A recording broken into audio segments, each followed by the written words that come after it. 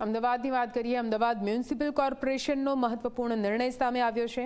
અધિકારીઓએ પ્રજાને મળવા માટે ફિક્સ ટાઈમ આપવો પડશે. જી હા, કમિશનરથી લઈને અધિકારીઓએ ફિક્સ ટાઈમ આપવા પડશે. અધિકારીઓ પોતાની ચેમ્બરમાં 11 થી 1 સુધી બેસવું પડશે.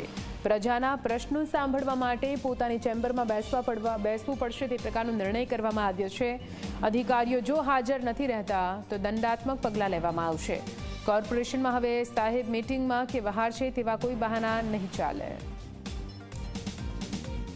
અમદાવાદ મહાનગરપાલિકાની અંદર કોઈ પણ સિટીઝન જ્યારે વોર્ડ ઓફિસ હોય કે ઝોન્સ ઓફિસની અંદર અધિકારીશ્રીને મળવા જાય ત્યારે ઘણા નાના મોટા ફરિયાદને આધારે વાત કરીએ કે રાઉન્ડમાં હોય અથવા તો મિટિંગમાં હોય તો પરિણામે વાત કરીએ કે અનેક પ્રશ્નો ઊભા થતા હતા સિટીઝનોના મનમાં.